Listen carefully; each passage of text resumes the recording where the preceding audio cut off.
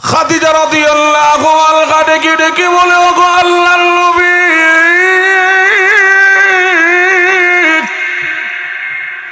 আপনি যে আল্লাহর পয়গম্বর, বিশ্ব নবী, রাহমাতুল লিল আলামিন, এই কথাটা কিন্তু আমি খাদিজা অনেক আগে জানি।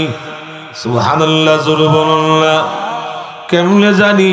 ওগো নবীজি, আপনার বয়স যখন 18 বছর, ওই সময় আপনার চাচা আবু তালিব তিনি আমার বাড়িতে চাকরি করতেন।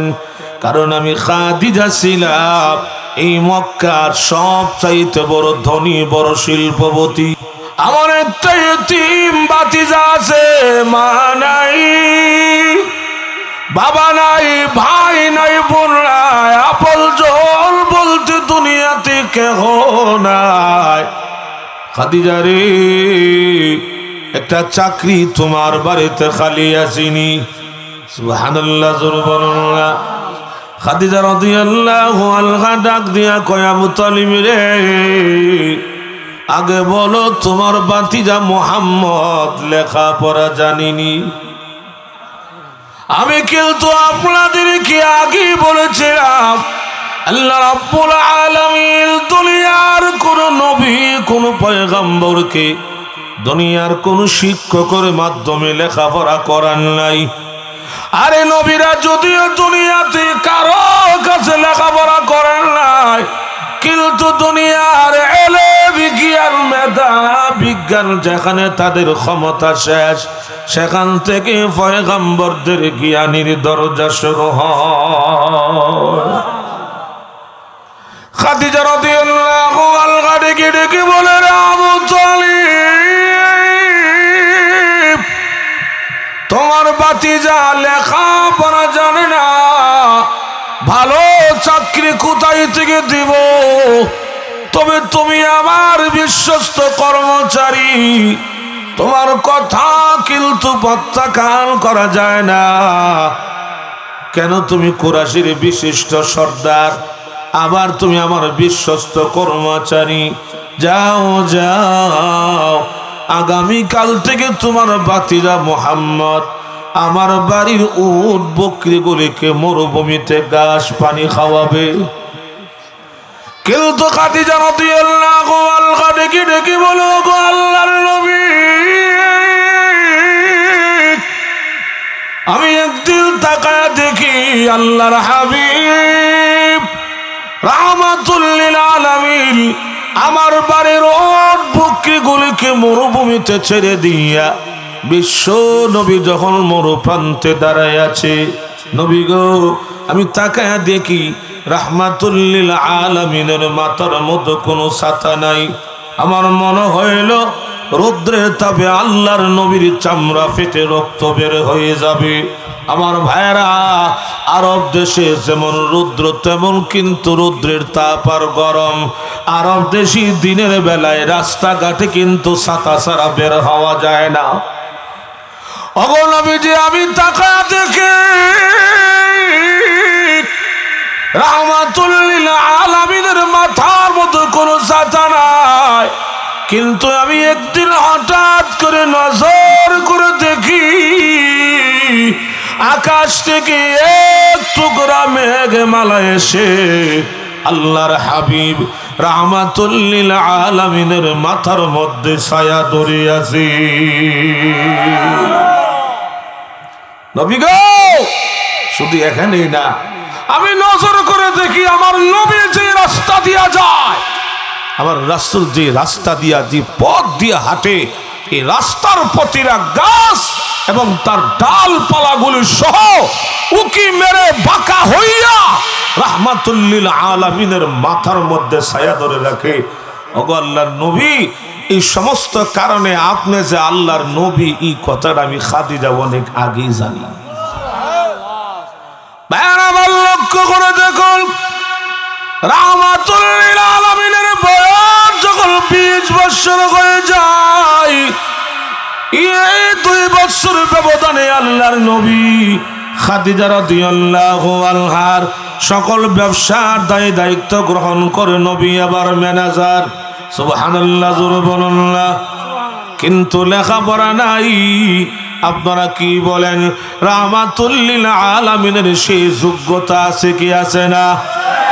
বিশ্ব নবীর বয়স যখন 5 বছর হয়ে গেল, খাদিজা রাদিয়াল্লাহু আনহা ডাক দিয়া কয়, মুহাম্মদ রে, একটা কথা বলবো, যদি তুমি রাজি থাকো আলহামদুলিল্লাহ, রাজি না হইলে দুনিয়ার কোন মানুষেরা যেন না জানে।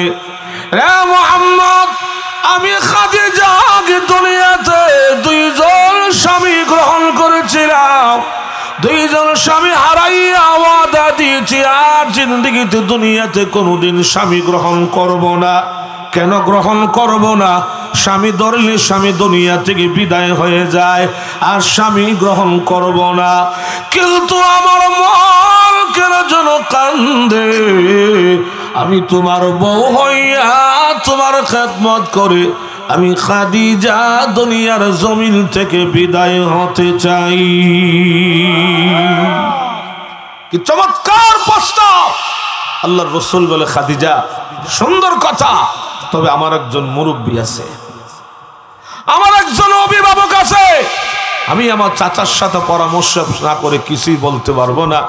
রঙ্গিন বাড়ির মুসলমানেরা দেখুন না তাকায়া, এখানেও আল্লাহর নবী উম্মতকে সবক শিক্ষা দিয়া গেল, ও খাদিজা আমার তো মুরব্বী আছে। সুবহানাল্লাহ, জোরে কোন না। অথচ ওই যুগে খাদিজা রাদিয়াল্লাহু আনহা ছিলেন অলরাউন্ডার, যার কোনো সাইড দুর্বলতা নাই। একটা হলো তিনি আরবের বিরাট বড় ধনী, বড় শিল্পবতী, বড়ই গুণবতী এবং বড় মক্কার একটা সম্ভ্রান্ত ফ্যামিলি মহিলা, যার কোনো সাইড দুর্বলতা নাই।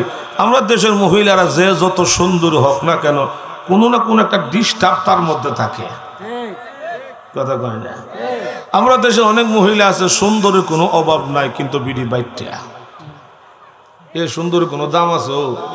হ্যাঁ, আমার অনেক মহিলা আছে সুন্দরের কোনো শেষ নাই, কিন্তু বিড়ি এমন লম্বা হয়েছে কলা গাছ ফেল। আবার অনেক মহিলা আছে সুন্দরের কোনো অভাব নাই, কিন্তু বিড়ির নাকটা একটু সেফা, আর না হয় দাঁত একটা উঁচু হয়েছে, কথা কই না রে। কিন্তু খাদিজা রাদিয়াল্লাহু আনহা ছিলেন অলরাউন্ডার। আচ্ছা, যদি এই সুবর্ণ সুযোগটা আমরা দেশের কোনো ফোলাফানে পাইতো, যে মহিলা ঢাকা কয়েকটা মেল ফ্যাক্টরির মালিক, লন্ডন আমেরিকা কয়েকটা বাড়ির মালিক, সুইস ব্যাংকে কত কোটি টাকা আছে বিডি নিজেই জানে না, এমন খবর যদি আমরা ফোলাফানে পাইতো, তাহলে মনে মনে এই কথাই কইলে মুরব্বীরে গুল্লি মারি, কথা কই না রে। মুরব্বীর গোষ্ঠী গিলাই আগে বিয়ে করে লই, এরপরে বাড়ির গিয়া বাচ্চা ছেড়ে জমা করে 2 ফায়া জড়াইয়া ধরে কম, চাচা আই এম সরি। মাঝে মধ্যে মন করেন আমরা ফোলাফানা ঘটাই না, কিন্তু আল্লাহর রাসূল কই, খাদিজা আমার মুরব্বী আছে। আমার ভাইয়েরা, লম্বা কথা, শেষ পর্যন্ত বিয়ে হয়ে গেল। 40 বছর খাদিজা, 22 বছরের নবী। সুবহানাল্লাহ, ব্যবধানটা কম না বেশি? ব্যবধানটা যদিও বেশি, কিন্তু এই জোড়াটা, এই গিরুটা আমার আল্লাহ পছন্দ করে লাগাইছে। আমার ভাইয়েরা, শুধু এখানেই না, যার গর্বে আল্লাহর নবীর 4 মাইয়া 2 ছেলে, শুধু এখানেই না, যার জীবদ্দশায় যার লক্ষ লক্ষ কোটি কোটি টাকা স্থাপর বস্তাপর সমস্ত সম্পত্তি দ্বীনের জন্য, ইসলামের জন্য, কোরআনের জন্য, তিনি দ্বীনের জন্য বিনা শর্তে নবীর কদমে ঢাইলা দিলেন। একটা পয়েন্ট আপনাকে মনে রাখতে হবে, পয়েন্টটা হলো আল্লাহর দ্বীনের জন্য, কোরআনের জন্য, ইসলামের জন্য যে যেই লাইনে মেহনত করবে, তার মেহনতকে আমার আল্লাহ বরবাদ করবেন না। যার প্রমাণ ওই যে আম্মাজান খাদিজা রাদিয়াল্লাহু আনহা দুনিয়াতে থাকতেই তিনি একাধিকবার মহান আল্লাহ রাব্বুল আলামিনের সালাম পেয়েছিলেন। শুধু আল্লাহর সালাম নন, আল্লাহ রাব্বুল আলামিন বলছিলেন, নবী গো, আপনার খাদিজার জন্য আমি আল্লাহর 8টা জান্নাত ওয়াজিব হয়ে গেছে। সুবহানাল্লাহ, জোরে কর না। আচ্ছা আপনারা কি বলেন, যেই মহিলা দুনিয়াতে থাকতে একাধিকবার মহান আল্লাহর সালাম পাইল, দুনিয়াতে থাকতে তিনি জান্নাতের সুসংবাদ পাইল, এই মহিলা মইরা গেলে গা তার কবর, তার হাসর, তার মিজান, তার ফুলসেরা একবারে জান্নাতে যাওয়ার আগ পর্যন্ত তার কোনো টেনশন, কথা বলেন, কোনো দুশ্চিন্তা, কোনো অসুবিধা? এরপরেও খাদিজা রাদিয়াল্লাহু আনহা তিনি যেদিন দুনিয়া থেকে বিদায় হয়ে যায়, এন্তেকালের আগে চোখের পানিগুলি ছেড়ে দিয়া কান্দে, যার যার করে কান্দতেছে, দুই চোখ দিয়া টপ টপ করে পানি পড়তেছে। এমনকি যার মৃত্যুর আগে যার মাথা আল্লাহর রসুলের উরুতে রেখে তিনি শুয়ে কান্দতেছে, তো আল্লাহর রসুল বলে, খাদিজা কান্দো কেন? খাদিজা রাদিয়াল্লাহু আনহা ডেকে ডেকে বলে, ওগো আল্লাহর নবী,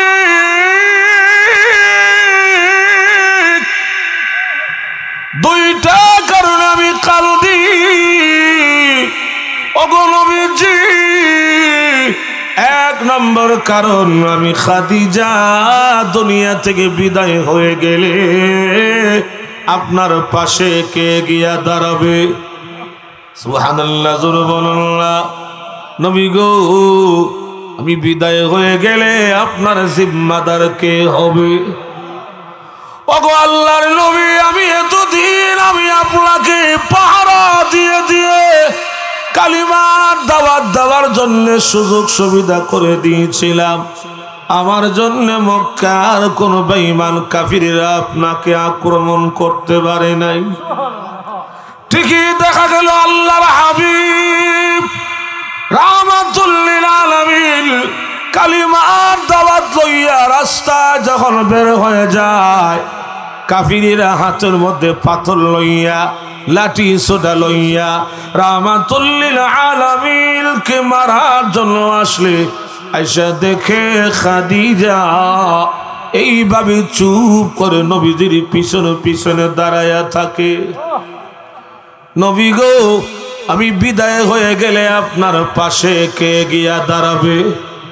ওগো আল্লাহর নবী, আমি বিদায় হয়ে গেলে আপনি সন্ধ্যাবেলায় ঘরে ফিরতে দেরি হয়ে গেলে আপনার সন্ধানে কে ঘর থেকে বের হয়ে যাবে? এই কথা বলে বলে বলে খাদিজা রাদিয়াল্লাহু আনহা চোখের পানিগুলো যখন ছেড়ে দিয়া কান্না শুরু করে দেয়, ছোট্ট মেয়ে ফাতেমা রাদিয়াল্লাহু আনহা মার মাথায় হাত বুলাইয়া চোখের পানিগুলো মুইসা দিয়া ডাক দিয়া কয়, মা গো, আপনি কাঁদেন না, আপনার কান্না আমি ফাতেমা সহ্য করতে পারি না। মা, আমি আপনার সাথে ওয়াদা করলাম, আপনি মা পৃথিবীর জমিন থেকে বিদায় হয়ে গেলে সারা জীবন আমি ফাতেমা আমার আব্বার পাহারাদার হয়ে যাব। আল্লাহর নবী আবার ডাক দিয়া কয়ে, খাদিজা গো, শুনছুনি, তোমার মেয়ে ফাতেমা ওয়াদা করেছে তুমি পৃথিবীর জমিন থেকে বিদায় হয়ে গেলে ফাতেমা নাকি আমার পাহারাদার হয়ে যাবে। ও খাদিজা, এবার তো তোমার কোনো টেনশন নাই, তোমার কোনো চিন্তা নাই। খাদিজা রাদিয়াল্লাহু আনহা ডাক দিয়া কয়, আল্লাহর নবী গো, দুই নম্বর আমি কেন কান্দি?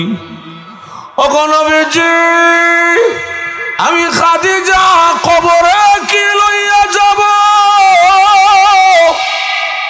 নবী গো, কবরে কোন সামাল যে আমি খাদিজা তৈরি করতে পারলাম না। ওগো আল্লাহর নবী, আমার ভয় লাগে, আমি খাদিজা কবরে কেমনে থাকবো? সাথী নাই, বাতি নাই, বন্ধু নাই, বান্ধব নাই, বিছানা নাই। ওগো নবীজি, আমার ভয় লাগে, আমি খাদিজা একা একা অন্ধকার কবরে কেমনে থাকবো? ওগো নবীজি, আমি আজকে পৃথিবীর জমিন থেকে বিদায় হয়ে যাব। নবী গো,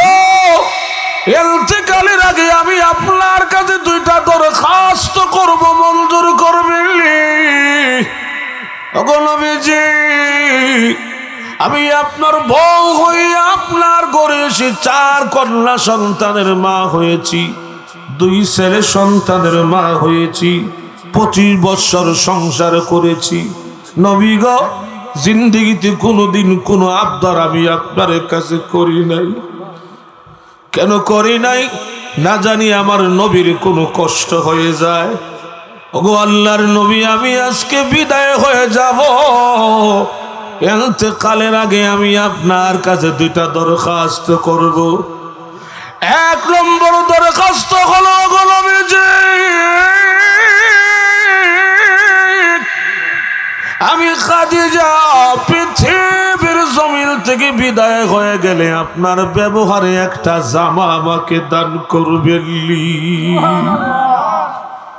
ওগো আল্লাহর নবী, আমার বিশ্বাস আপনার ব্যবহার জামা দিয়ে আমাকে কাপড় পরায়া দিলে আপনার জামার বরকতে কবরে মাটি আমি খাদিজাকে চাপ দিতে পারবে না। 2 নম্বর দরখাস্ত হলো যে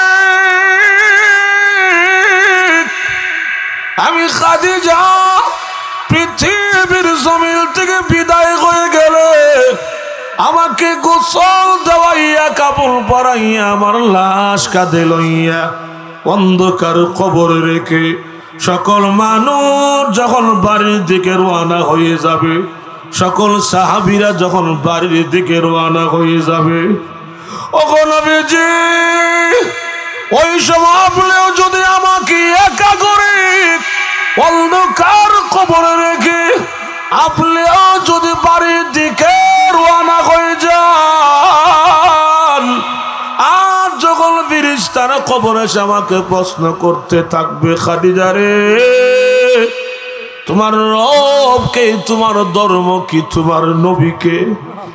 ওগো আল্লাহর নবী, আমার ভয় লাগে আমি কবরে ফেরেশতাদের প্রশ্নের বেলায় বিপদের সম্মুখীন হয়।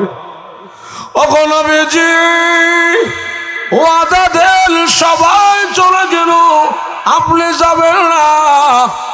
ওই দিন আপনি আমার প্রশ্নের জবাবগুলি দিয়ে দিবেননি। আল্লাহর রাসূল বলে, খাদিজা, দরখাস্ত মঞ্জুর করলাম, তুমি দুনিয়া থেকে বিদায় হয়ে গেলে আমি নবীর ব্যবহারে জামা দিয়া তোমাকে কাপন পরাইয়া দেব। 2 নম্বর দরখাস্ত, তোমার কবরের প্রশ্নের জিম্মাদার আমি নবী নিজে হয়ে গেলাম। এই কথা বলে খাদিজা রাদিয়াল্লাহু আনহা পৃথিবীর জমিন থেকে বিদায় হয়ে গেলে আল্লাহর নবী, বিশ্ব নবী রাহমাতুল লিল আলামিন খাদিজার জন্য নবীজি নীরবে যাইয়া চোখের পানিগুলো ছেড়ে দিয়া কান্দে আর কয়, আল্লাহ, আমার খাদিজা আজকে আমাকে একা করে দুনিয়া থেকে বিদায় হয়ে গেল। আল্লাহ, আমি যে এবার নিঃস্ব অসহায় হয়ে গেলাম। এবার গোসল দেওয়াইয়া রাহমাতুল লিল আলামিনের ব্যবহার জামা দিয়া খাদিজার লাশ কাপড় পরাইয়া, তখনও জানাজার নামাজের বিধান চালু হয় নাই, লাশ কাঁধে লইয়া অন্ধকার কবরে রেখে মক্কাতে একটা গুরুস্থান আছে, যেই গুরুস্থানের নাম হলো জান্নাতুল মুআল্লা। আজও যদি কোনো হাজী হজের সফরে গেলে ওই মক্কায় জান্নাতুল মুআল্লায় দাঁড়াইয়া খাদিজার কবর সামনে গিয়া দাঁড়াইয়া একটু চক্ষু বন্ধ করে মুরাকাবায় যায়। আমি গুনাহগার কয়েকবার দেখেছি, এখনো যদি কোনো হাজী খাদিজার কবর সামনে গিয়া দাঁড়ায়া একটু চক্ষু বন্ধ করে মুরাকাবায় যায়, হাজির মনে সাক্ষী দেয় আজও মনে হয় খাদিজা কবর জিন্দা বসা। জান্নাতুল মুআল্লায় দাফন করে সকল মানুষ যখন বাড়ির দিকে রওনা হয়ে যায়, সকল সাহাবীরা যখন বাড়ির দিকে রওনা হয়ে যায়, কিন্তু আল্লাহর নবী, বিশ্ব নবী রাহমাতুল লিল আলামিন খাদিজার কবর সামনে গিয়া দাঁড়াইয়া নবীজি কিছু সময় দাঁড়ায়া কান্দে, কিছু সময় বসে বসে কান্দে, কোন সময় ধুলাবালি উড়াইয়া কান্দে। আল্লাহর নবী যখন কান্না শুরু করে দেয়, আল্লাহ রাব্বুল আলামিন তখন ডাক দিয়া বলে, রে জিবরাইল জলদি করে মক্কায় যাও, আমার নবীর গিয়ে আমি আল্লাহর সালাম বলে দাও। আমার নবীর কান্না আমি আল্লাহ সহ্য করতে পারি না, নবীকে জানায়া দাও ক্ষান্ত হবে না, চোখের পানিগুলো মুছে ফেলার জন্য আমার নবীকে জানায়া দাও। আর বলে দাও খাদিজার প্রশ্নের জবাব দেওয়ার জন্য আমার নবী খাদিজার কবরের সামনে গিয়া দাঁড়াইয়া কান্নাকাটি করার কোনো দরকার নাই। আল্লাহ আমার নবীর সাথে ওয়াদা করলাম, খাদিজার প্রশ্নের জিম্মাদার আমি আল্লাহ নিজেই হয়ে গেলাম। এই ছিল খাদিজা রাদিয়াল্লাহু আনহা, যার একটা বৈশিষ্ট্য ছিল, যার একটা গুণ ছিল, তার 25 বছরের সাংসারিক জীবনে নবী আর একটা বিয়ে করবে দূরের কথা, যে আমি আর একটা বিয়ে করতাম, করবে দূরের কথা, আল্লাহ নবী কল্পনা করে নাই, ভাবতে পারে নাই। কেন? তিনি একাই ছিলেন রাসূলের জন্য যথেষ্ট। সুবহানাল্লাহ, জোরে কন্যা। কেমনে? হুজুর সাল্লাল্লাহু আলাইহি ওয়াসাল্লাম সারাদিন কালিমার দাওয়াত দিয়া মক্কার গলিতে গলিতে হাটে ঘাটে সিফায় সাফায় কালিমার দাওয়াত দিয়া নবী ক্লান্ত হয়ে গেছে, দুর্বল হয়ে গেছে। গভীর রজনীতে আল্লাহর নবী খাদিজা রাদিয়াল্লাহু আনহার ঘরের দরজার সামনে দাঁড়াইয়া আস্তে করে মৃদু আওয়াজে একটা মাত্র ডাক দিতেন, ও খাদিজা। সঙ্গে সঙ্গে তিনি লাব্বাইক বলে দরজা খুলে দিতেন। মাঝে মধ্যে আল্লাহর নবী প্রশ্ন করতেন, প্রথম ডাকে জবাব দেওয়ার লাগে, তুমি কি ঘুমাতে পারো না? তোমার কি চোখে ঘুম নাই? তিনি বলতেন, ইয়া রাসূলুল্লাহ, আপনি শুধু আমার স্বামী নন, আপনি তো আল্লাহর রাসূল। এই দুনিয়াতে আল্লাহর পরে আপনার শান মর্যাদা। নবী গো, আমি যদি আপনাকে রাস্তায় রেখে বাহিরে রেখে ঘরের দরজা লাগা নাক টেনে ঘুমায়, আল্লাহ যদি কিয়ামতের দিন আমাকে প্রশ্ন করে, ও খাদিজা, আমার নবী সারাদিন কালিমার দাওয়াত দিয়া ক্লান্ত হইয়া গভীর রজনীতে তোমার ঘরের দরজার সামনে দাঁড়ায়া তোমাকে ডাকছিল আর তুমি নাক টাইনা ঘুমাইছো, নবী গো কিয়ামতের ময়দানে আমি খাদিজা তখন আল্লাহর সামনে দাঁড়াইয়া আমি কি জবাব দেব?